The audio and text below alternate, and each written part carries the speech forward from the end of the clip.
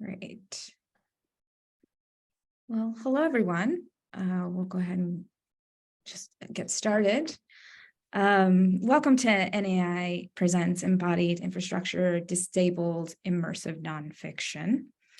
My name is Renelle Schubert. I am the Nonfiction Access Initiative Programs Manager here at IDA. And I'm speaking to you from Los Angeles, which is the land of Chumash and the Tongva people. I'm a white woman in my early 40s. I have brown medium length hair with my bangs pulled back, hazel colored eyes, and today I am wearing a black top with a collared shirt with tiny little daisies. If you are unfamiliar with the Nonfiction Access Initiative, or NAI, it is a new re-grant fund for nonfiction media makers who identify as being disabled, which is made possible by the Ford Foundation. When we say nonfiction media makers, we're referring to those who are working in film, podcasting, immersive media, and we're trying to be really extensive about that term. In addition, we like to refer to it as a movement aimed at narrative change through building power and community and increasing opportunities for disabled nonfiction media makers. As part of that fund, we have released a community-created survey, which we designed with an advisory committee of disabled-focused organizations, which includes two of our panelists today, Joanna and Vanessa, and a group of disabled makers as a research process to better understand the needs of the community. Rather than being reactionary and assuming we know what the community needs, we are asking folks directly with the NAI Nonfiction Media Makers with Disability Survey, which I'm going to add a link to in the chat. Today is a part of a series of events that we are hosting to encourage folks to take the survey. We're also going to be hosting an event where we're going to be just taking the survey together. So if that's something, if you're interested in taking the survey that way, please feel free to add your contact details to the form I just added, and we can follow up with you when the date for that will be officially announced, probably be at the end of July. You can also follow us on the NAI message board to stay up to date on all the events we're going to be doing. And this is also where we're going to be sharing the most updated information about the survey and its results. So I just added, if you're interested in becoming a part of the message board, I just added the link as well. Big thank you to my colleague Cielo for moderating and for organizing today's session, as well as Matt from Tina Dillon Reporting for the CART captioning, Victor Blocker and Amanda Charles from Pro Bono ASL for their ASL interpretation services today. You can access captions by turning on the CC button below. If you need to access the ASL, be sure to set your view to the speaker view as they will be spotlighted that way. Now onto the panel. I'm very happy to introduce my colleague, Cielo Saucedo, who organized today. She is also, or they are also the Nonfiction Access Initiative Funds Program and Access Coordinator here at IDA. I'm so glad we gave you quite the long title. Just to introduce Cielo, Cielo is a disabled artist from a family of migrant farm workers. They work with computer-generated imagery, nonfiction writing, and sculpture to disrupt notions of humanism and make space for disabled mind, bodies, and ecologies. They have shown work in New York, Chicago, London, and Quito. They participated in the artist collective SICK, or Sick in Quarters, and they are a founding member of WE, an ecology action group started in Chicago. They received their MFA from the School of Arts Institute Chicago and are a MFA candidate at UCLA. With that, I pass it on to Cielo to introduce today's panel. Hi, everyone. Thank you so much for joining us. I am a white person with kind of dark hair in a middle part bob with glasses and a kind of sand colored turtleneck with a blurry background. And I'm in unceded Chumash and Tongva land, formerly known as LA. Or actually known right now as LA. So it's my pleasure to introduce two practitioners who are coming to share their work with us before the panel. So first we have Eifler, Executive and Creative Director of Blink Pop Shift. Is an artist and the founder of Blink Pop Shift, a disability futures lab, proving disability is a hotbed of innovation. They're both best known for their computational prosthetics like prosthetic memory, masking machine, and invisible sculpture. Is a 2023 Disability Futures Fellow, and their work has been showcased internationally. Plus, they make excellent cookies, good to know in case of snack emergencies. And after is going to present, we have Nat Decker, who's a Chicago-born, LA-based artist, interpreting the intimacies of queer and disabled experience as provocation towards collective care and liberation. Creating between digital and material mediums, they identify the computer as an assistive tool affording a more accessible practice. Often from bed, they use digital 3D software to trace serpentine connections between the body and technology, reimagining fantastical mobility devices as cultural celebration and agitation of conventional desirability politics. This cyclically informs their work with sculpture, creating non-functional mobility devices as aesthetic scrutiny and frictional commentary on designations of usefulness. Nat is also an access worker, consulting on accessibility for organizations such as P5JS, New Art City, Creative Growth, the LA Spoonie Collective, and for various projects at the University of California, Los Angeles. In June 2023, they graduated from UCLA with a degree in Design Media Arts and Disability Studies. So it's my pleasure to give the floor to Em, who will be presenting first. And I will drop a link to their presentation in the bio, or in the chat rather.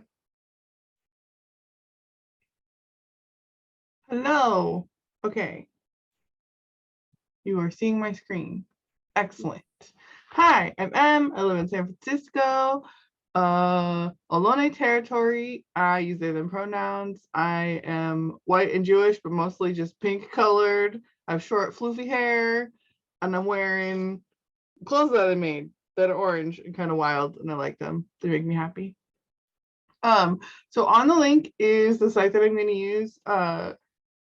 If you want to access it through a screen reader or through magnification or through high contrast, it'll be up for about a month if you want to explore the projects there. If you have attentional differences or just get frustrated by speakers like not being exactly on the part of the talk that you want to look at right now, that is there for you. The link is in the chat. And so I am going to talk about a few of my projects, but I wanted to start with I'm assuming basically that people are coming here to either learn more about immersive work, have more like literacy around immersive work, or you're interested in making your own immersive work. So the two questions that I really think are valuable for both of those sort of points of view on embodied projects are whose body and when body. So at the top of the screen here, we have two images.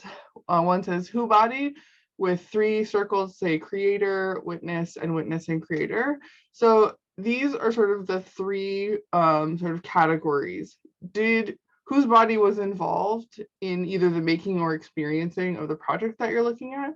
Is it just the creator's body and there's documentation of that experience that's then shown to audiences? Is it just the audience or witness's body who's having a focused embodied experience? So maybe the creator was doing something like on a flat screen or a PC that wasn't very embodied, but it ended up being an embodied experience for audiences? Or is it both? And I'll show some examples of these, but where the technology and the project making and the process involved an embodied experience both for the creator and for the audience or witness.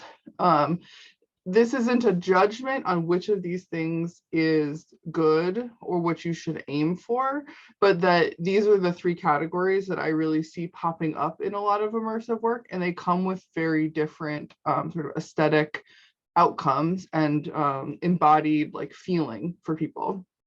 And the other question is when body. So when in the process of creating this work or project was body, did the embodied experience come in? Is it a waterfall effect where a lot of work was done sort of on a flat screen, sitting, keyboard, mouse, that kind of thing, and then later on that sort of led to embodied experience? Or was embodied experience sort of considered throughout the process in a more like integrated way? So that's how on the right, we have an image that says when body with the top row that I'm calling waterfall, where work flows from a sort of PC laptop environment into more embodied technologies like wearables, mobility devices, sensory devices, or are all of those devices integrated into the process? Again, this isn't a judgment. These are just sort of categories that I've recognized both in my work and in other work that I've seen that sort of help me categorize and just relate projects to each other. So when I'm making comparisons between work, sometimes it can be useful to use these categories. If you're going to compare like drawing to an oil painting, for example, it can be useful to understand the differences in the processes between those two before you think about like what they look like or what the aesthetics of them are. So these are some of the aesthetics and sort of background that comes from making embodied work. So I'm going to scroll down here, and this page is really long. I put every piece that I have ever done that could even be slightly considered embodied, virtual reality, augmented reality, those kinds of things. And if you want to peruse, more than happy for you to like look through. I'm going to talk about 3 projects.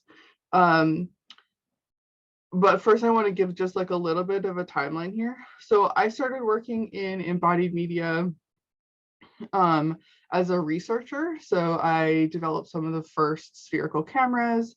I worked on the first web language at the time that we called 3JS that you could use to make immersive web pages. So I was involved in a lot of like very early hardware and software development. So in here we're seeing like hyperlink space, playroom, collaborative work. These are all projects that were done entirely on like handmade hardware and totally new software. So the timeline sort of goes from what I would now call like kind of a mess. These projects, I don't feel like aged very well because they were made on extremely like experimental stuff, but they really taught me a lot about like my body in the process and the user's body in the process, the audience, the witness's body in the process. I hate the word user. I'm really trying to get away from it. And so working on like the first HoloLens, working on like the very first spherical cameras that came out from Ricoh Theta, a lot of that hardware. So those are there if you'd like to look at them, but the things that I want to talk about are up here, more recent. And I want to start with invisible sculpture. Invisible sculpture is a HoloLens project where I would essentially just like go to a museum completely uninvited, specifically SF MoMA, and just stand in the hallway. And I would ask people walking by if they wanted to see an invisible sculpture. I would have the HoloLens already running and mapped and everything. So I just put the headset on them. And suddenly they would see this huge sculpture. It would fit like fill the entire hallway. It would be 10 feet tall and very wide, and suddenly their body would take on a seeing stance, essentially. Like they'd be walking around it, they'd be leaning, they'd be looking. And what this did was their bodies active looking would gather a crowd essentially, and then that crowd would stand around the sculpture. They would naturally stand around the perimeter of an object that they couldn't see. It was only being communicated to them through the body of the person wearing the headset, and then we would, you know, another person would try it on, or another person, but it really gathered people into a space of seeing something that wasn't really there. And originally this was done like a guerrilla art at SF MoMA, mostly because like there aren't that many disabled artists in giant museums. So I was like, well, I get to be in the museum now. And so I used it as a tool to sort of give myself access to a space that I wouldn't otherwise have had access to. But then I had also been later, once the project, once more people learned about it, it did get invited to be shown places. It went to TED, it went to UC Irvine. It had more of like an you're allowed to be here sense. So that project led to this project masking machine. And this piece is, let's see, where's a good image? This one, that's kind of small, that's fine. Okay, so masking machine is one of the first projects I really started referring to as a prosthetic. So it's a wearable computer. You can see here in this image on the right, there is a full body harness, or I guess just upper body, sorry. So it's a computer on my back with a battery that is attached to a harness that attaches to my torso. On the front of the harness on my torso, there is an arm that, like a swivel arm that comes out that holds a full-size screen, and on the back of the screen is a webcam. The webcam's looking at my face. And inside of the project, what's happening is that a custom facial recognition algorithm that we developed is looking at my face on the webcam. It's feeding that through the algorithm to define landmark detection, which is basically like where your eyes are, where your lips are.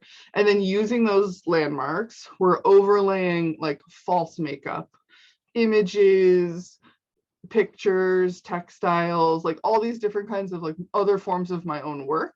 We're making into masks, laying over my face, and then my face is being projected onto the screen. Then I can walk around wearing the device and interact with people, where they're seeing is the face on the screen, but I can also reach out my hand from behind the screen and hold their hand or shake their hand or interact with them and touch them.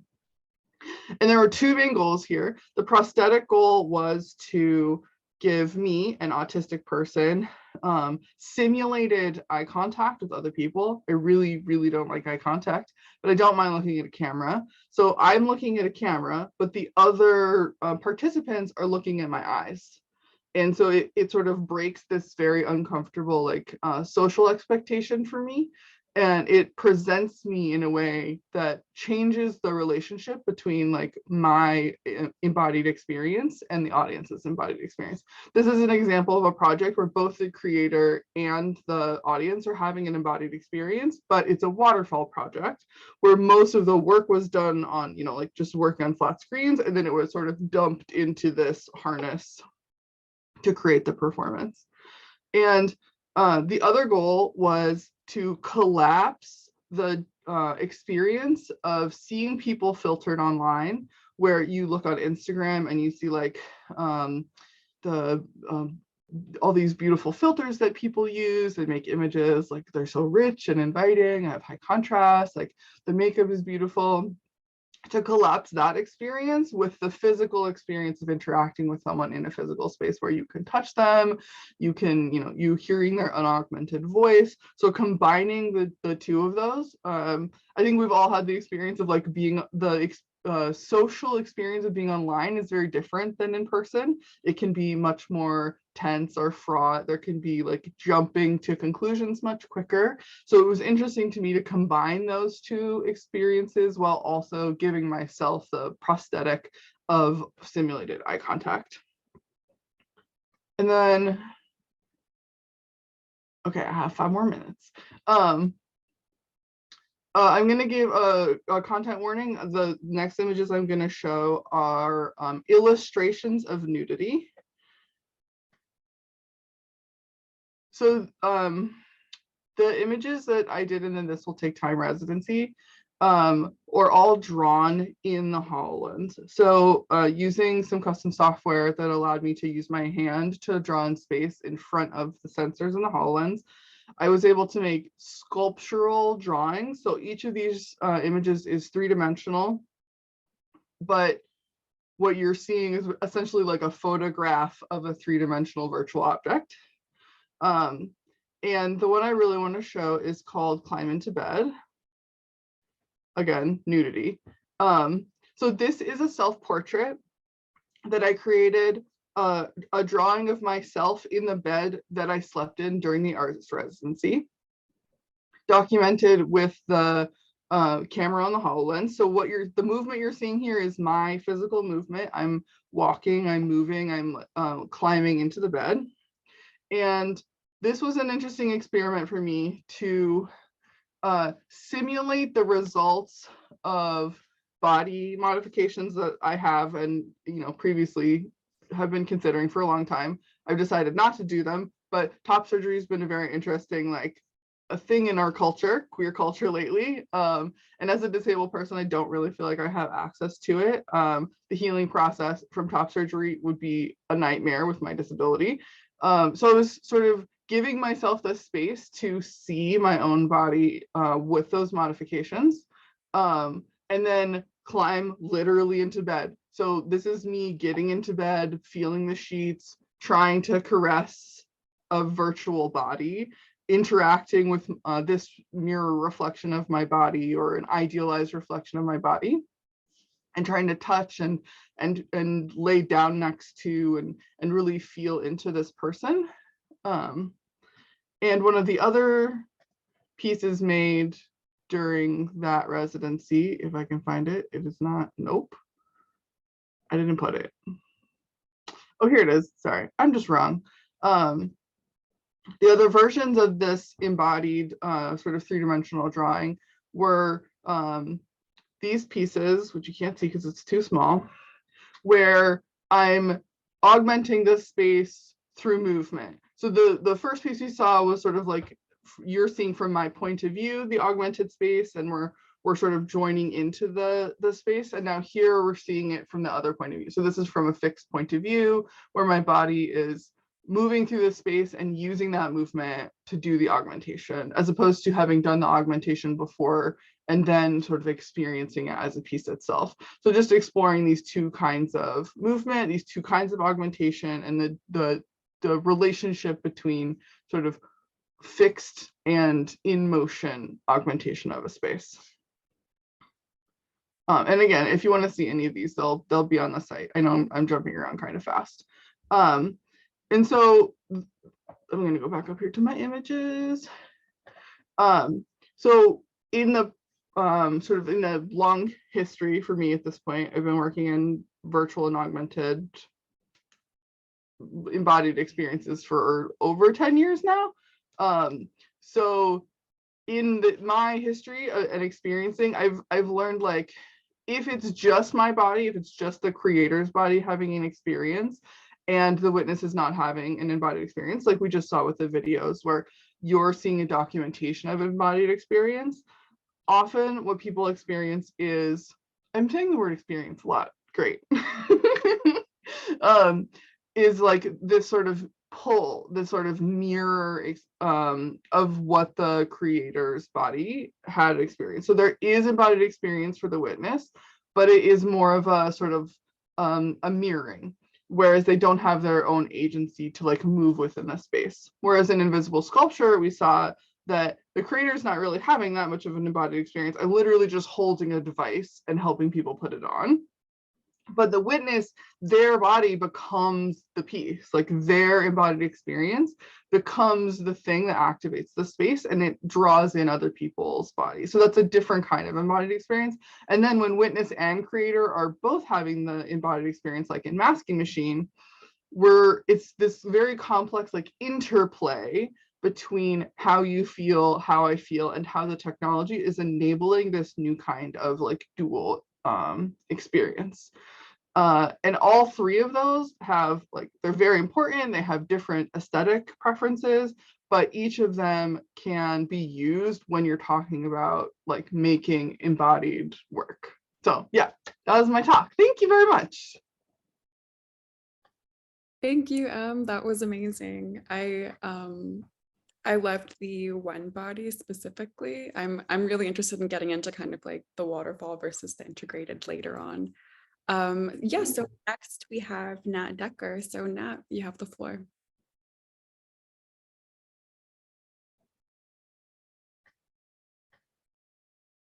Okay, can you see my screen? Is it working? It is. Okay, and if my internet gets funky, will you just let me know and I'll turn my camera off? Oh, absolutely. Okay, hi everyone. That was amazing. I'm so excited to learn more about your work. I told you I followed it for a while. And I also just love the ingenuity of presenting on a website as a way for people. That's like such a creative form of access for presentation, like temporally, like allowing people to go back and view the work, and then also provide access for screen readers. So I'm excited about that, excited about all your work, excited to be here. I'm Nat Decker. I am a white non-binary person. I'm wearing a cow print hat and I have short dark brown hair, sitting inside at a table. And this first slide says my name, and it has a picture of me when my hair was longer, sitting outside. And then you got the bio, but just to reiterate some of my info, I'm based in Los Angeles, Tongaland, and I'm originally from Chicago. That's where I am Zooming from right now. I'm doing a residency here. And I graduated in June 2022 from UCLA, where I studied design, media arts, and disability studies. And it was there I really started engaging with the media arts practice and interactivity as an art form. And my work expands across a lot of different mediums, digital, and then also a relationship with sculpture. But the themes are, as mentioned, really trying to explore the aesthetics and narratives of queer disabled experience and creative access. And the first project that I want to talk about, there's an image, and with the images, I'm going to run through for the sake of time. I forgot my timer. I'm starting it now. I'll take a minute off, but I'm going to briefly explain the images, but I can also provide more detailed alt text for all the images after, if anybody has that request. But there's an image of this kind of twisty, glowing blue. It's like an impression gesturing at the look of a rollator walker. And I'm doing a lot of work. Here's another model of like a CG generated, like twisty shaped, glowy, jelly color rollator walker from multiple views. And I like got really excited identifying mobility devices as this form that I could explore my experience, and narratives around my experience could be a form of creative catharsis for that lived experience. And then as a way to just really create more expansive and critical narratives around the like aesthetic assumptions of these objects and the sterility of these objects, and by extension, disabled experience. So I've been creating a lot of them digitally, but then also in sculpture. And on this slide, I have a welded metal, like twisty, wormy, serpentine rollator object that has these giant reflective orbs. And that's like kind of like true to life size, like comes up to maybe like my stomach. And it's been really interesting to work between sculpture and digital and have like the way I'm expressing these shapes and the impressions of these objects kind of evolve as I cycle between the mediums. And on the right, there's a rendering that I made after making this sculpture, also of this kind of abstract rollator walker. And this is just a slide of some more of this work. And I call this like body of work cripped fantasy, cripping as like a verb engaging with applying a disability lens, and then thinking about the themes of fantasy as like as a visual tool and a way to like, I think expansively about the like very narrow and unidimensional, like I said, assumptions and prescriptions of what the disabled body is, what it can do, what the disabled life is like. So this is like on the right, like a quad cane welded twisty sculpture, and on the left there's a lot of like CG rendered 3D chrome borders and this kind of like wheelchair shape in the center, and then all these different kind of like frame shapes and wheels. And then, thinking about like immersive applications, I have been taking some of these models and used them for augmented reality previously. So these are two models that I had made of a wheelchair and then of a scooter. And I was able to use some very brief lines of code, which was really exciting because I'm not the best coder, but to make these function on a smartphone as AR. And that's something I'm interested in, the experience of like bringing these objects into physical space, but not necessarily in a functional way. And that feels important to me in this like another place of tension of like thinking about the politics of usefulness as applied to disabled experience. And the sculptures are like not able to like bear weight, and they're like replicas of these objects that are necessarily really rigid and need to bear a lot of weight.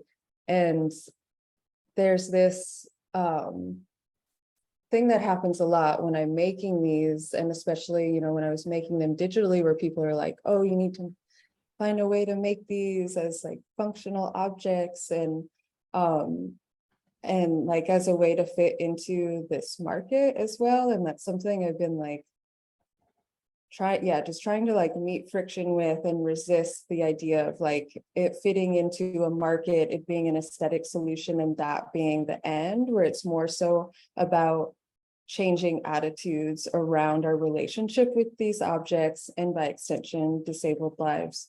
So it's just like about trying to like create a lot of space for the complications. So the next project I want to talk about is, very excitingly in collaboration with Cielo Saucedo, who's in this Zoom and hosting, and then also our good friend Olivia Dreisinger, who's based in Canada. And Cripping CG is a project we've been working on for a few years and have started to think more about a collective of disabled media artists that are wanting to engage with projects and research about the intersection of disability and computer graphics. And that's the beautiful logo on the top right, that Cielo design that says Cripping CG. And, so like I said, one part of it is a lot of research and looking at the instances of how disability is represented on the platforms and within the tools to create media art production. And we're specifically looking at a lot of 3D art production, so 3D animation and virtual space, metaverse space. And on the right, there's, there are all these 3 asset libraries, and there's this asset we found, patient 0306, which is this like scary, very much of the like horror genre character that's an amputee in a wheelchair that's very old-fashioned and it's creepy, and looking at the like these ongoing themes and relationship with histories of the asylum and deinstitutionalization and the aesthetics of horror and the ongoing relationship of grotesqueness and body horror and as it relates to disability.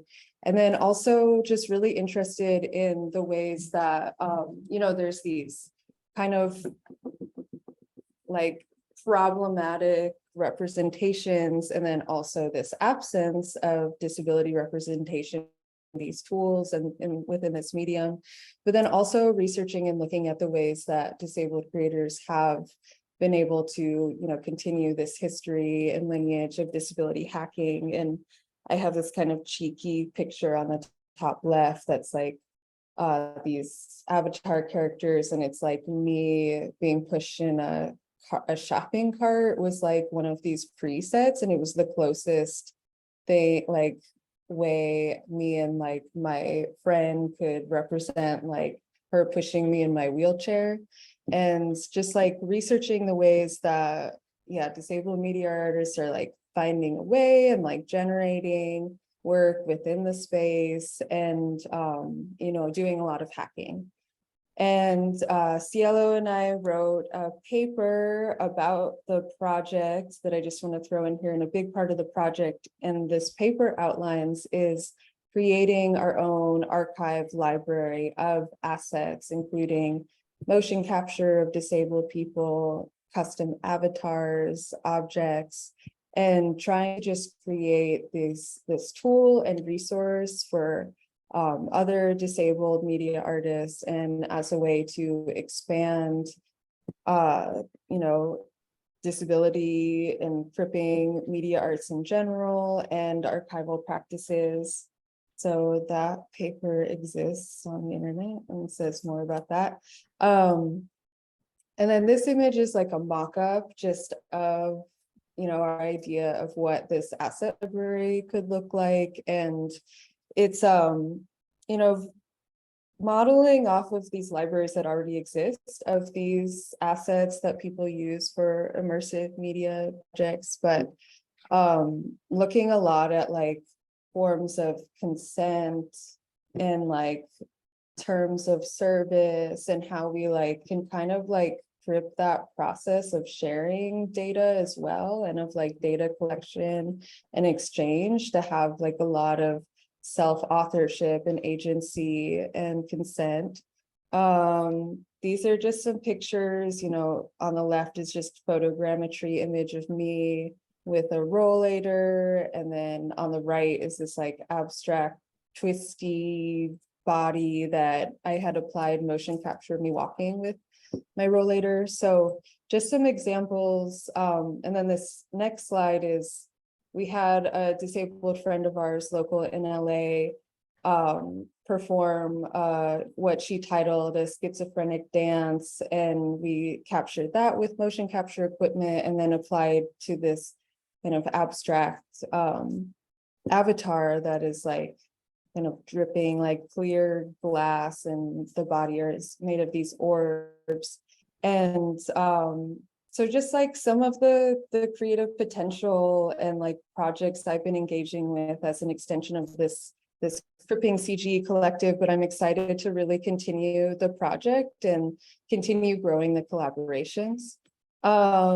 I want to talk just briefly about creative access. It was mentioned I'm an access worker, and I'm consulting and working with different organizations, some of which are engaged with immersive media, such as Processing Foundation and New Art City, and some of these projects at UCLA. And I'm in this online residency right now, this Canadian program, Creative Users, and this residency called Sensory Shift. And we're doing a series of workshops looking at different forms of creative access. And I'm really interested in that continuing to be a part of my work, how I can like abundantly and creatively think about like multimodality of a work in ways that it can like function in these multiple, many formats in order to create the most abundant access. And then also with Vanessa, who's in this Zoom, I participated in the Leonardo Cripped Metaverse Lab earlier this year. And there's an image on the right of me trying out some AR, but we were testing and having dialogue around like different AR and VR haptic sound experiences. So excited to just continue to be in that space. A part of that creative access for me is also like educating and skill sharing and this kind of like attitude of gate breaking, because I think there are a lot of barriers working as a media artist in terms of you know, the acquisition of skill, learning curves around technology. So this is an image of some 3D models. I was working with Creative Growth Digital Media Lab for a while, and that's an arts organization working with disabled artists with developmental disabilities, and we were making these really fun Sculpey characters. And then the other day, as a part of this residency, I taught a Blender workshop. Blender is a 3D software that's open source that I work with and love, and have also done a lot of teaching on accessibility and hope to continue just sharing. And then, you know, I've made some pieces in VR, AR. On the left, there's like this bed that was something in a group show in New York City. And then on the right, I made this VR piece that was about my mother's experience working at an oil refinery for 35 years as a queer woman. And I want to continue working with the medium. I make a lot of 3D objects, and I'm excited about bringing more interactivity into my practice. And then finally, I just want to talk about, I mentioned I'm at this residency at this place, Latitude Chicago, and I've been working on this collaboration that I just did this. This is like a test print, but with artist Andy Slater, who was we met at the Cripped Metaverse Incubator, and he's based out of Chicago, so we've been hanging out, and we're working on making, the residency's at a digital print lab, and we're working on making a tactile print.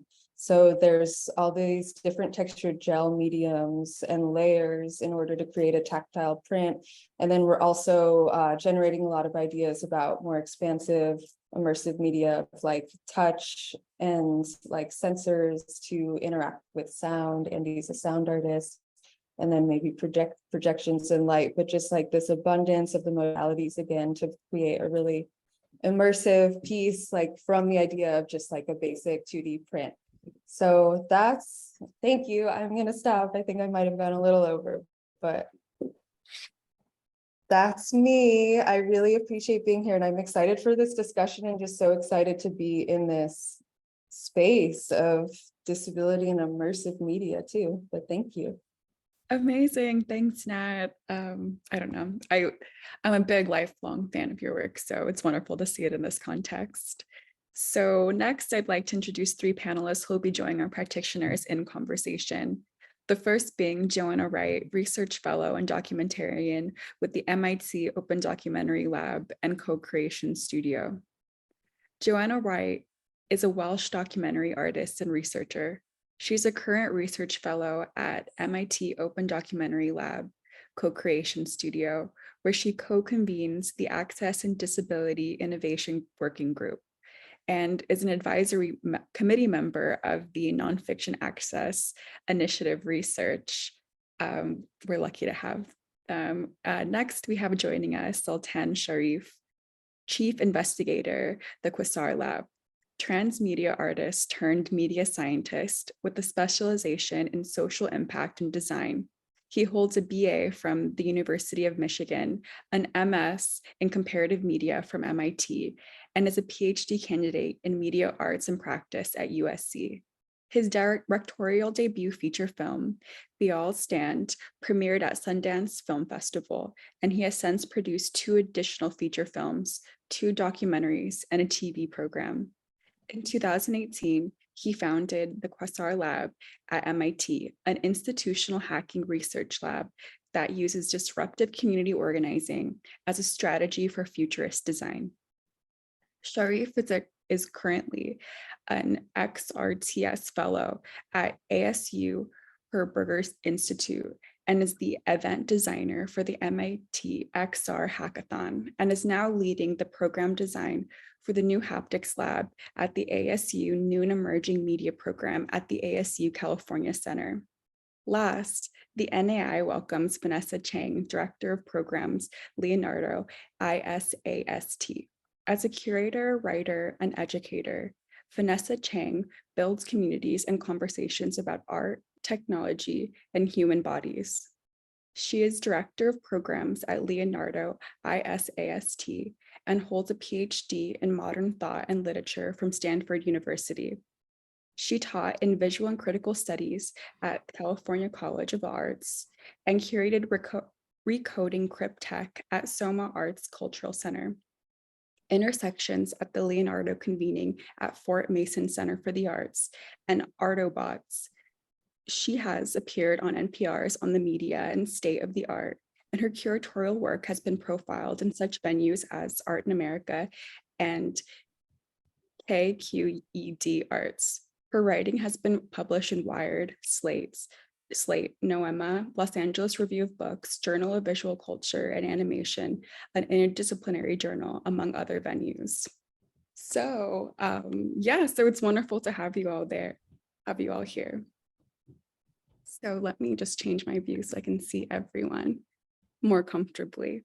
So I think since this is sort of a kind of a big spanning reach, I just wanted to introduce to the group or ask the group too, everyone, what is immersive and how does that fit with the nonfiction sphere contemporaneously? And this is open to anybody who'd like to answer.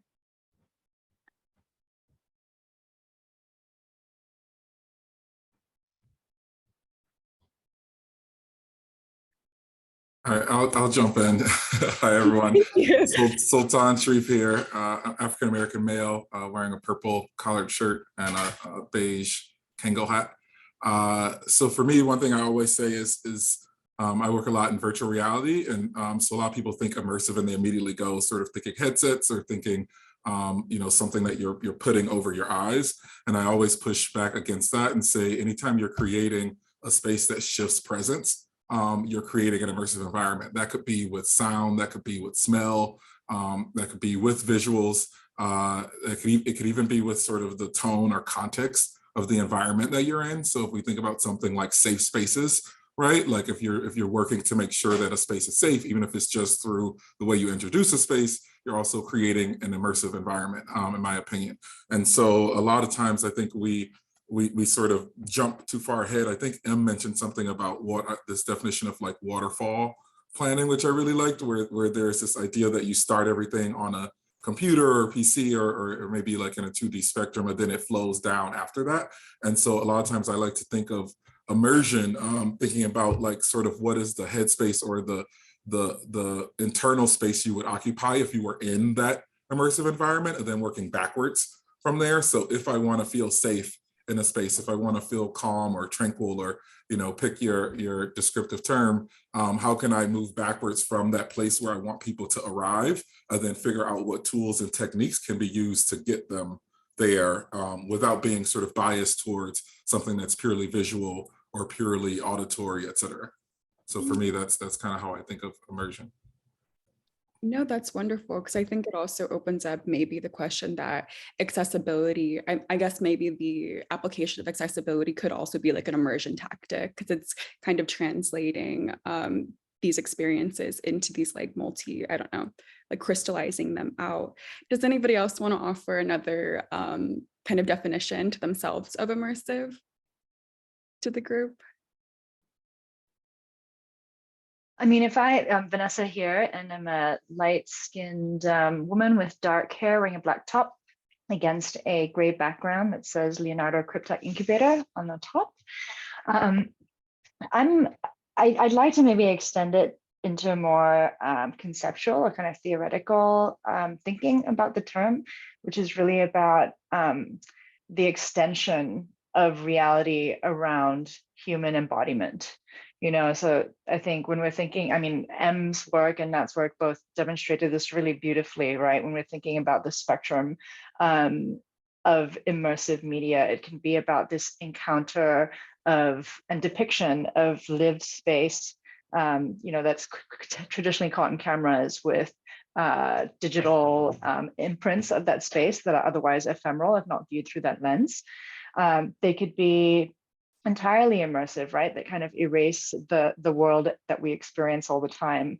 I'm also on the board of another organization, the Immersive Arts Alliance, and some of the work that they've been doing have been in really kind of physical technologies around like drone performances that transform the world itself into a projection surface, but in the sky itself into a projection surface. So I think really thinking about the whole sphere of reality, whether it's kind of as it goes from like lived everyday space across the spectrum to pure virtuality as a canvas for expression in that encounter with embodiment. I love that kind of, I don't know, that giant mapping. So I guess maybe thinking about, I mean, that's like a perfect segue into sort of like the conditions that we are right now, which is nonfiction. We are a documentary association. And because it's the recording of real life, how do you all approach the ethics of representation in immersive media in your works or also your scholarship as well? And how does this impact the accessibility of these immersive experiences if you are a practitioner? Hi, this is Joanna. I am a white woman coming from a kitchen in North Wales, and I've got sort of white curly hair that looks like a nest. I think this is a really important question, is how this kind of intersects with ideas of nonfiction and documentary, and what are the approaches from established kind of nonfiction that are mapped over these practices, and the kind of blurred lines that are there between nonfiction, creative nonfiction, fiction, journalism, and artistic practice. And I think that's a core question that we have, like, what are the ethical frameworks for this emerging field? And I think there is a strong need for thinking about how setting standards can shift the established narrative, sort of asking questions about what are the assumptions that people are making, and how can these be challenged. I really appreciated Nat's comment about gate breaking as well and skills acquisition.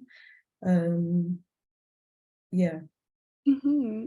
So I guess on that, are there any specific standards or guidelines you all consider when developing these like media applications or platforms? I'm going to ask later about specific workflows. And I think thinking back directly to M, sort of like handmade hardware and brand new software is kind of like this litmus. But I guess what are some sorts of tenets that you all start with before you get into these kind of like bespoke like methodologies, or not methodologies, like workflows, I guess?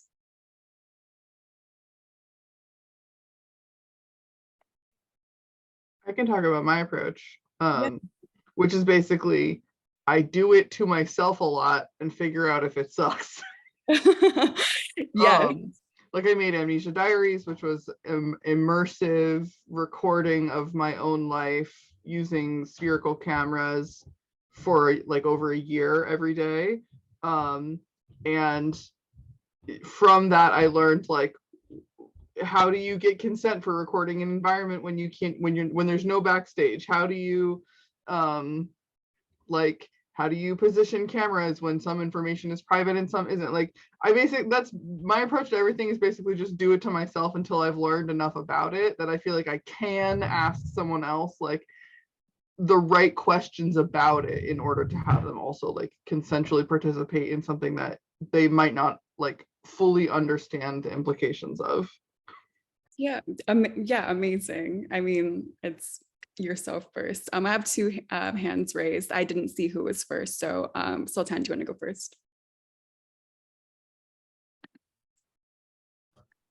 Yeah, I think Nat might have had me beat, but yeah, so if you want to go or should I just continue? I want you to go. Okay, all right. So actually similar to what Em was just saying, I actually came up with a design methodology. I call it HYPE. So it stands for holistic, meaning think about who you are and what your advantages or disadvantages or limitations might be as you enter into work, and then you make that part of the substance of what you're doing. So the designer is not sort of invisible, right? Like anything you're bringing, any biases you might be bringing to the table are going to arrive and land in your work. And so thinking about who's at the table from the beginning is already the first part of design, in my opinion. The second part is intuitive, meaning listen to people's instincts. So if you invite people in from a diverse background, then you actually end up with this diverse set of experiences and instincts. And sometimes those instincts might lead you to things that sort of don't show up as easily on paper. They're not always things that are sort of coming from the head. They might be coming from more of a gut space. And so I really try to make space in the planning, like before you even start planning a project, for like, where do you allow that gut space to show up? Then the second being iterative. Sometimes you just have to start. I think a lot of times we want, even when you think about the structure of like a project from a funding standpoint, it might be, what's your start date? When are you going to hit these deliverables, et cetera, et cetera? And I always try to protect this iterative design approach where it's like, I don't know what I don't know. And kind of like Em was saying, like we have to make space for us to be able to figure that out as we go along. Otherwise, we're going to be playing into existing, sort of the status quo of design. I always say, if you don't have a design methodology, you're using a design methodology. And the final piece being project evolution. I think when you're working on projects, specifically if you're trying to think critically about, making sure they're accessible to all different parties, you can't always have the same parameters of like, here's a start date and we're going to end by X date, right? Like, because then you're already putting yourself into a bit of a box where when you arrive at something that might present itself as a complication, you aren't actually empowered to spend the time you might really need to dig into that and to question that, or to question your own self and your biases you're bringing into that. So I'm a lot of times funders don't like it, but I push a lot against deadlines because I'm like, this deadline assumes that I have to go through this process and I'm going to cover all the necessary bases within this process. So before we even start, I'm like, we need to address this deadline because it's infringing on what I think of as a more holistic design methodology. So I think whenever you're approaching this work, thinking about the methodology you're bringing, even before like any plans are put on the table, that's where the beginning of opening up space to make something purely like fully accessible, that's where it begins. Okay, sick. I'm kind of understanding like that there's huge amounts of like that like cripped time theoretical like grasping going around in your design process already, or I mean just from its core. Amazing. Nat, go ahead.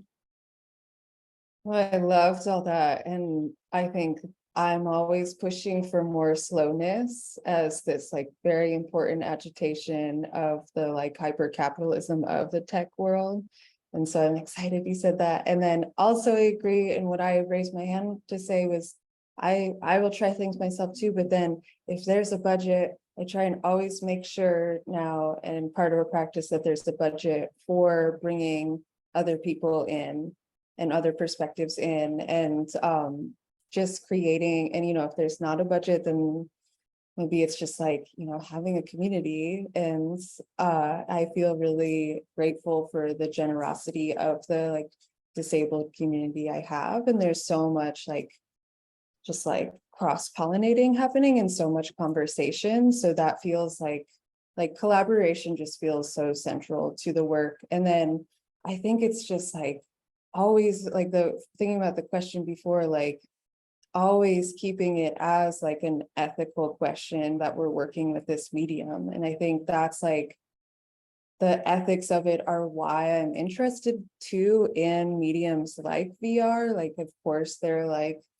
experientially interesting and it's exciting to see things I've made, but like the ethics of it is like that edge and like pushing up against that edge and the complexities of working with a medium that is like so connected to this, a hyper-capitalist market and these like pushes towards a new labor space, and just thinking about like all the politics of what's happening around like the quote unquote metaverse. So yeah, I think just like always having space for the criticism and always like centering it as like an ethical question, have people to test things and pay them, bring people in and pay them. Slowness, yeah. Absolutely. So I think thinking holding that close to like this next kind of set of questions, with a sort of like criticality, I'm hearing so much of everybody's practice, like M's software, like new softwares, and then Sultan's like hype, like his own design methodology. It seems that going into these spaces and being disabled calls for a complete restructuring of the infrastructures that are already available. So I'm really wondering about what strategies or methodologies do you all employ to develop workflow when incorporating accessibility features into immersive media projects? And how does embodiment challenge these new technologies?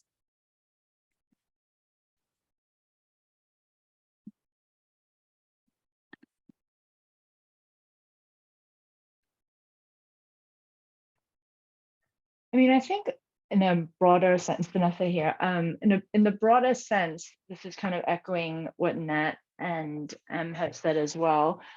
It's about ensuring representation from the beginning and not trying to have accessibility as a band-aid at the end, because then it's not it's more expensive. It's also not good usually, right?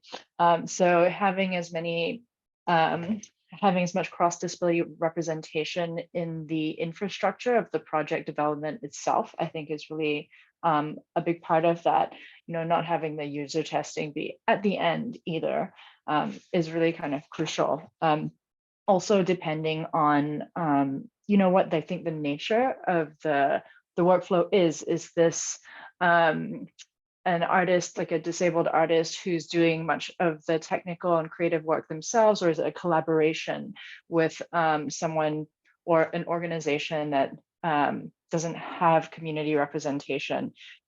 What kind of work, because a lot of the work that we do at Leonardo Cripped Incubator is about fostering those kinds of collaborations. So ensuring that we're doing access education work to kind of undergird the collaboration from the beginning, and that there's a shared language and understanding around access to inform it. Amazing, yes. And I remember in one of our earlier meetings, Joanna, you also were putting forth these ideas of workflow and kind of starting from the beginning, and you're currently part of the co-creation studio. So I wonder how you are all kind of taking upon those challenges, like within your collective. I'm going to speak from my own point of view first and just say that I agree with what Sultan was saying, that I think that the first step is not about technology necessarily. It's about asking the question, to what extent does existing practice perpetuate ableist forms? And I think this, as you said, CLO, means totally rethinking workflows and structures around commissioning, funding, production, and exhibition. And I think that's about, really sort of understanding lived experience as expertise, and that being a budget line, like a meaningful budget line in projects, because as we know all too often, it's not. So I think that's, from my point of view, the starting point. And I'm going to pick up about the working group in a minute when my dog and child have settled down, if that's okay. Lovely, yeah. I can jump in, just add to that a smidgen. Really thinking about research differently. One thing you always want, I think a lot of times we have a tendency to, excitement sort of brings jumping into a project, and we'll do sort of like a little bit, research on like what has been done in the space, but I really think deeply about how to like map out the whole landscape, of that arena, but then also building in sort of stop gaps where you might need to do additional research. And so I really try to show things as early as possible. That's what I was talking about, sort of the iterative element earlier. And this kind of fits into what Nat was saying about bringing in community, and really building that into the process, not as an afterthought. as Vanessa said, but like really thinking like not only is it nice to, but like I need to get feedback and build in, you know, from these early moments. And it really has to, it shifts your, especially for, you know, most traditional artists, it shifts your working process where you usually can design, sort of have this one space of design or making, then exhibition is this sort of after, you know, after you've sort of done your part or you can hold something close. I think there's a letting go that needs to happen a little bit when you're really trying to think critically, where you have to be willing to show it when it's messy. You know, I had one film and we did like 30 screenings before the thing was done. And we were just asking questions, and it was brutal showing your work, you know, when there's, you know, sound and color and all these other things weren't complete. But like we got so much feedback for things that weren't hitting, things that people were missing, things that weren't resonating. And so I think the more you can sort of disrupt your process by building in lots of stages of research, you know, and not just, again, the traditional landscape research, sort of book research, but actually engaging with people and getting meaningful feedback, and then making that meaningful feedback a part of the substance of what you're creating in the next round of iteration. Amazing. Yes, it's sort of like it's almost against that like egocentric sort of making. And Joanna, I see your hand. I'm just going to read a wonderful comment from Judy from the crowd. Hands up emoji. I also think the considerations of accessibility and creating needs to be embedded in curriculums for creators and educational institutions. Absolutely. Joanna, go ahead. No, I was just going to add something small to that, because I think it's also about the humility to not know things and to get things wrong. I think that's really important, to be able to allow yourself the space to fail. And I think that also comes to the question of sort of having the time to test and iterate. But I think it sort of requires, certain humility and or confidence to try things and know that you might not get it right. Absolutely. You have your hand raised. Yeah, I just wanted to, for Judy's comment, one of the ways I've been approaching like curriculum change is through making short videos in a series called Art School from Bed on Instagram. And each of the videos was intended as a way to like address a very specific accessibility concern to art practice. So like, if your mental health is very bad, how do you get started? If you have fluctuating energy levels, how do you develop an art practice? Like, and getting extremely specific about like what the access need is and who the individual person is. Because I think there's sort of two ways that we can approach, or there's more than two. There's two basic ways in my brain that I approach accessibility. One is like huge categories of people need access to ASL interpreters. Like that's an established known thing that we need to do. And then there's also, if you go to SF MoMA and put a headset on a bunch of people, you will discover that not everybody can form a 3D object. And all of a sudden that becomes an access need that they didn't know existed and I didn't know existed until the moment of contact between the project and the person. And as the artist and performer, it's my responsibility to be like, oh, interesting, you don't see the thing everybody else sees. I'll put the headset on and I'll show you with my hands where it is. So you have to, like, when you come across a barrier, you have to be like, oh, interesting, this is fun and curious to do. Let us together discover how to bridge this access need that we didn't know existed before. Yeah, no, that's amazing. That kind of brings me to my next question. In Amy Hamari, excuse me, I've only read these names, in Kelly Frisch Cripped Tech Manifesto, which I was introduced through some of Vanessa's writing, actually. The Cripped Techno-Science is committed to access as friction. So how has friction been a driving force in y'all's work? Vanessa here, I can start responding to that. Yeah, I mean, I was thinking exactly the same thing while Em was talking, and thinking about your question as well about how different embodiments and disability can challenge new technologies. Thinking about access on one hand as challenge, but also one hand as friction, is that friction is generative, right? It creates heat, it creates possibility. And so, when we talk about the embodiment of disability, we're kind of trying to think about the multivalence that makes it possible, right? Like, how does a different way of being able to form a 3D object, so just new possibilities for forming and creating those 3D objects? How do neurodivergent forms of perception suddenly open, new horizons for creating in immersive media? So there's a way in which exploring and kind of really leaning into those access frictions and naming them can really foster new avenues for creativity. They're openings, and as long as we kind of embrace them as such, and that's not the end there, then that's something that we can really lean into, and that's what our program release is about.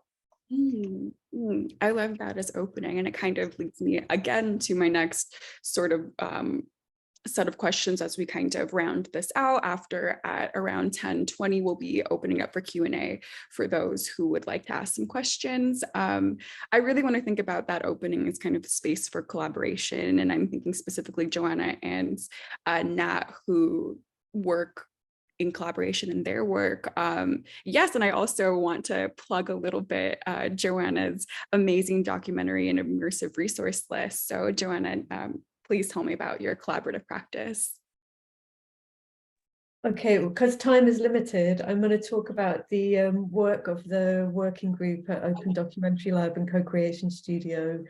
And we've been meeting as a working group around access and disability innovation for the last 2-ish years. And we've been putting together a resource list, a kind of incomplete living document that we hope that others will contribute to and will continue to grow, and it's open for comments and interrogation, and it really came about because of the collective work and conversations at our working group, but it was catalyzed by a specific research question that I had in my own practice when I started as a fellow at the lab during the pandemic, and I was looking for references and examples and frameworks of how others had approached access and disability in immersive and interactive documentary spaces. And it really felt like there was a gap, and that this mapping and sharing of resources could be useful for others. So I really encourage and welcome any and all contributions to that. And we'll also be announcing some next steps for the working group over the summer. And Cielo, I think you were going to drop in some info in the chat, so please get in touch with any questions or comments. Yes, and I will also send a follow-up email with the links that are in the chat, also with Sultan's work, Vanessa's organization, M's website, and also Nat's portfolio. Nat, I would love to hear to round out this part about your collaborative practice. I love collaboration. I obviously love friction, and I love how you put it, Vanessa, too, about friction generating heat. And I have a frictional existence, so it makes sense that my work is about friction and is direct commentary on that. But with collaboration, there's a really interesting friction for there too, where there's these this relationship of me making work and then my lived experience existing in the world of like being somebody that needs care and needs support, and then also feeling like I'm having a lot of agency taken away from me because of accessibility barriers, because of attitudes. And there's an interesting friction when that translates to collaboration, where it's like on one hand wanting to be able to make work on my own and be able to make work independently, but it is something, especially when I'm working physically, I like need help often, and that has been something liberating about working digitally. I'm able to kind of have a lot of agency, but then there's this other side where I love people and love communities so deeply, and it's so core to who I am and my belief system. And I just believe so at my core that we need each other and believe in care, and that we are like keeping each other alive, and we're constantly making art together regardless. And I just like don't care about ego and just love people. So that's my relationship. But there are a lot of like interesting frictions of like, yes, collaboration, making work together. Yes, I want to be able to do things on my own, as this reflection of like how a lot can be taken away from me by access barriers. So I just like the complexity, and that feels important because I think that we get prescribed such a like narrow identity when we're occupying that identity of disability. So I just like staying with the complexity and the trouble. I love it. Stay with the trouble, Donna Haraway, baby. Mhm. Okay, lovely. So I would like to open it up to the group. So feel free to drop a question in the chat or raise your hand or speak out at this point as well. Also, I have a yes. Let's just open it up first.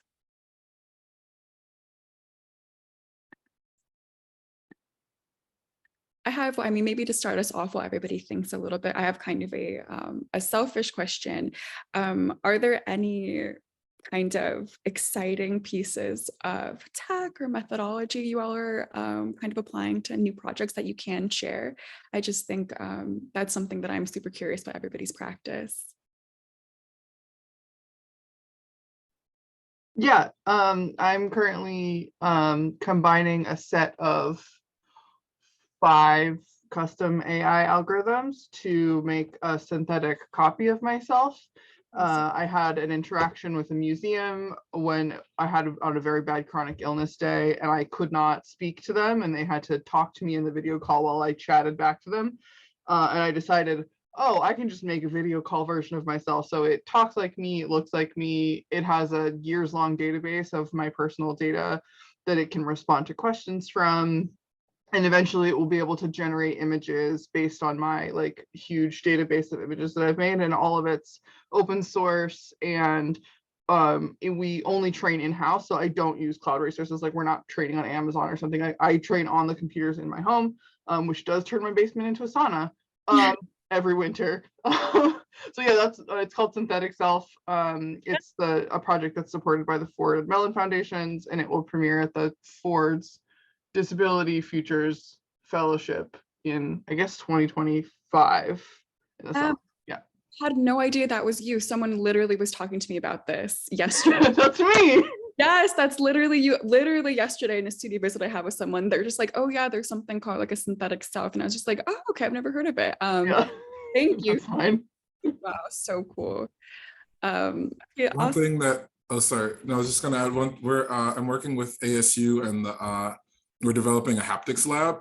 And so we're really trying to think about how can haptic technology be used to increase accessibility, specifically to like virtual and augmented experiences. And so we just got every possible piece of haptic technology you could imagine, from gloves, vests, full body suits. We're looking at different sound things, different smell, like smelts technology that's coming out. And so, yeah, so it's really exciting we're diving into this world of research of how do you, like, are there ways to simulate walking? If someone isn't able to, are there ways to simulate, how can you simulate sort of sound through vibration, and through different parts of the body that connect to other parts of the body? We're also looking at some neural haptics that are out there and ways to connect sort of brain activity to where we sense different things for people who have or who might not have limbs. So yeah, so it's a really exciting world of haptic technology that's emerging,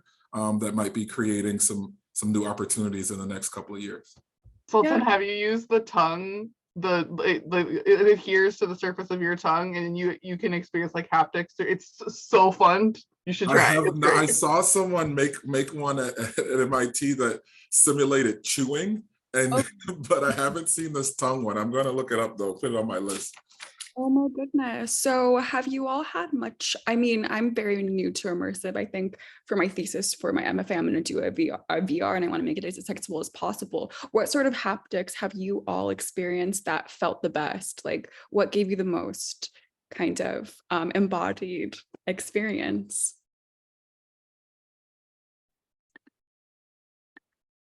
I have an opinion, but other people can talk too.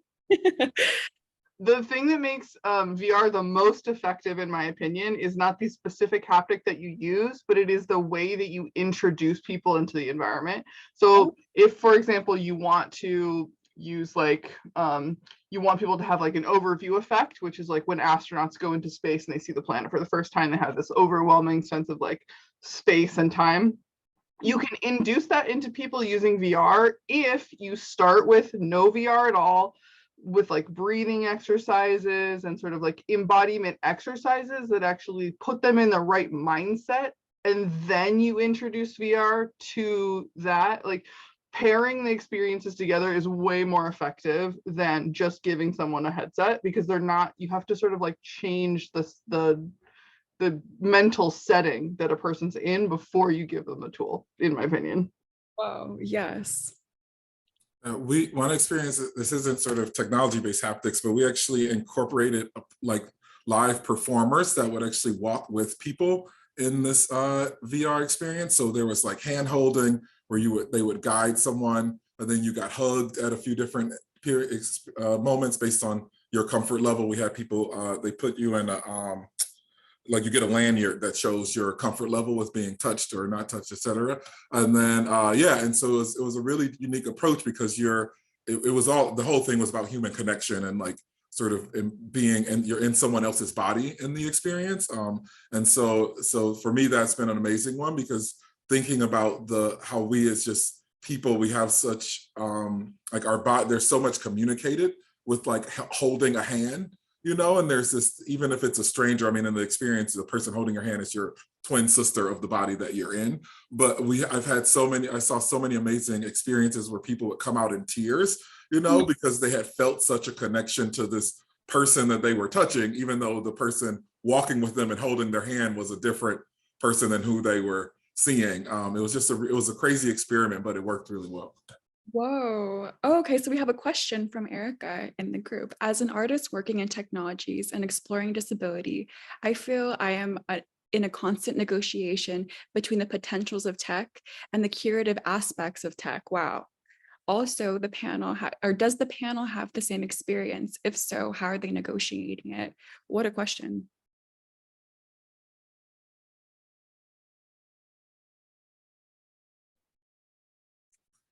I mean, I'll just speak to something Em said earlier, which is this guerrilla element. I think there's a spirit of sort of boldness that comes with, you're almost sort of immediately put into the sort of social justice warrior mode, I think, where if you're really truly committed to these things, because it's not going to fit the norm. It's not going to fit the capitalist model, which, you know, is sort of inherently like ableist focused. So so I think there's this need to bring a spirit of willing to do something bold, to set up your own thing in a museum. You know, like you can't always wait for someone, I think, to pick you.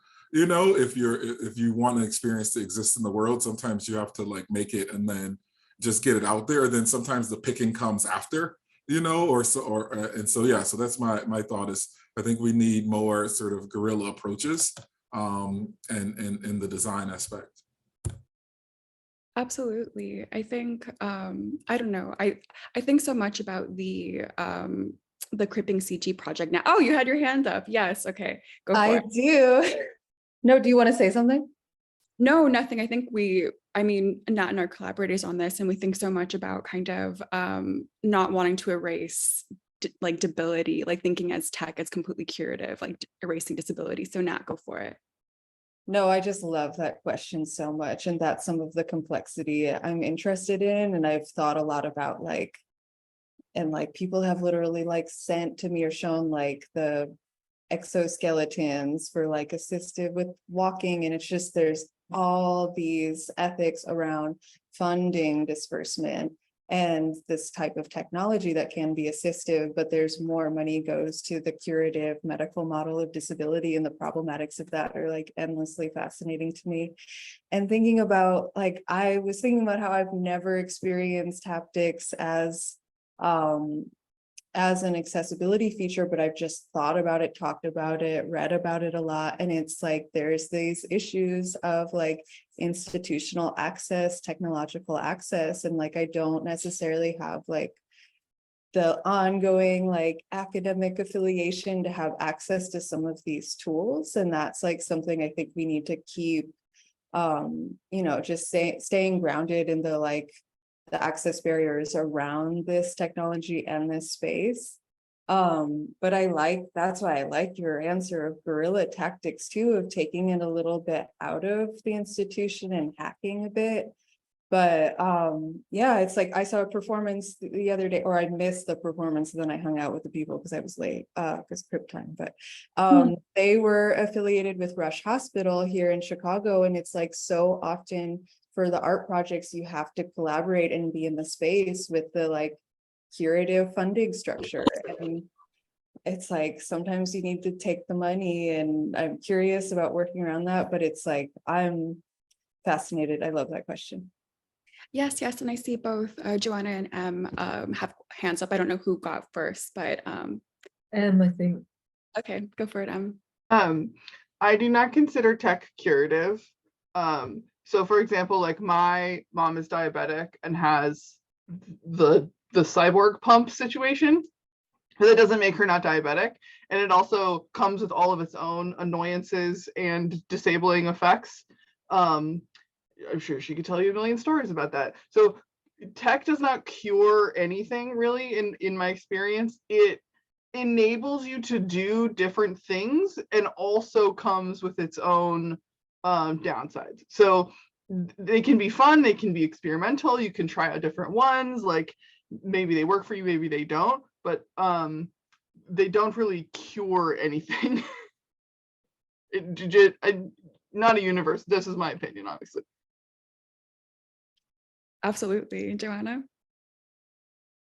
I was just going to pick up on what Nat was saying about access to technology. I think this is a core question that I have, is especially where I live and work, is like, who has access to the tools that people are using, who has access to the projects, who gets to make work. I think these are really kind of fundamental questions as well, that are important not to forget in this conversation. You know, maybe that comes back to sort of the comment I think that Judy made in the chat about education. And I think sort of like thinking about how these technologies are maybe accessed in much earlier in education is also like an interesting question to think about, because there's a real inequity in access to technology for sure. Right? And I think as funders, I mean, the NAI is primarily a funder. I think we're trying to hold all of that like within kind of our methodology. And yeah, we need to make sure that everybody can get what they need to reach kind of these like aspirations, because I think at its core, a lot of this tech is aspirational. And I think hopefully what the NAI can do is kind of make this a little bit more accessible to everybody. And with that note, I just want to wrap up and say thank you to everybody, because this was a dream and wonderful. And Erica said thank you to everybody. And I also want to just say the reason why we can have wonderful events like this is from the NAI. We're running a survey, and I'm kind of putting it a couple times in the chat. So if you identify as a disabled maker, please fill it out so we know exactly how to apply these funds, which have been generously donated by the Ford Foundation. So we'd love to create grants. If Immersive is something that you feel called to, let us know in the survey so we can allot some funds to that. So thank you so much to everybody. I hope to see you all. I'll send an email with the recording and everybody's socials and everybody's projects so you can see it. But thank you. We'll see you so soon. Everybody is being angelic in the chat. Okay, bye. Thank you, everybody. Bye. Thank you to all our panelists. Wonderful, wonderful people. Thank you, Cielo. Bye, everyone. Bye.